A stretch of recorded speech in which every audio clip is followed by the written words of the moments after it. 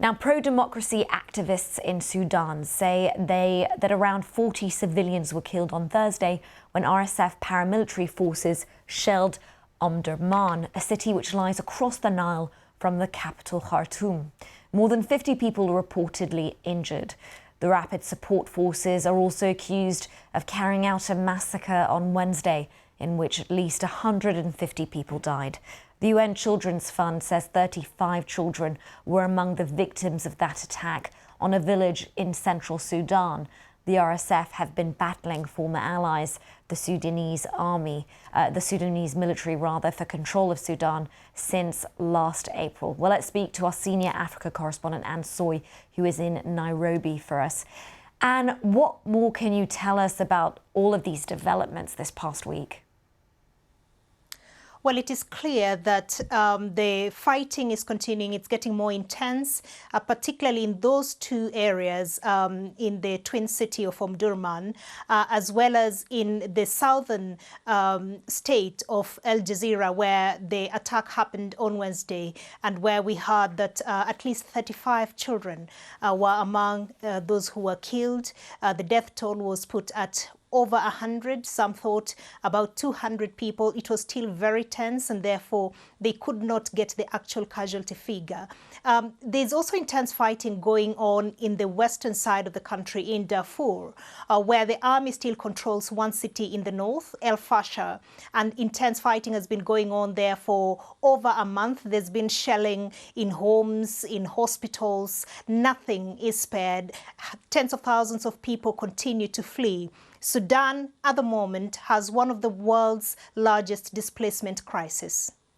And Anne, this attack on Wednesday in particular, reports around it, it's a reminder, isn't it, that this conflict is deeply impacting children in Sudan?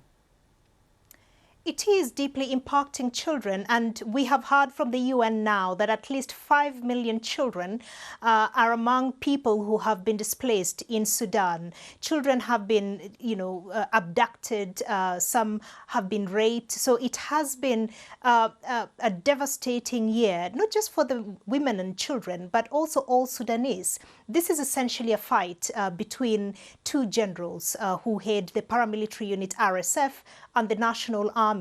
And many believe that this is a conflict that could have been avoided. There have been attempts to try and bring them to the negotiating table, still very futile. Just last week, the Army General Al-Burhan spoke on phone to the US Secretary General Antony Blinken, but he declined the invitation to go for more talks. And you've been covering this conflict for some time now. I wonder what you're hearing from people in the region and also your own personal thoughts on the level of attention on Sudan right now in the midst of so many other crises in the world, like Gaza and Ukraine. The people of Sudan are desperate. They are asking questions. Why is this happening to us? They are caught between two very armed militaries in the country. They say that this war has nothing to do with them, but they're bearing the biggest brunt of it. Their lives have been disrupted completely. We're talking about, even professionals like doctors, teachers, they stopped working last year. They have been forced to flee. Those who are living on their savings, those savings have now by far ran out.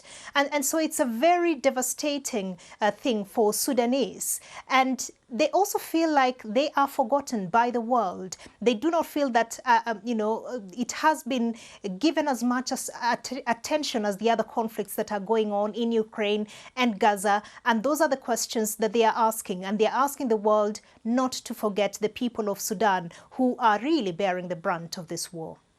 Anne, thank you so much for all of that.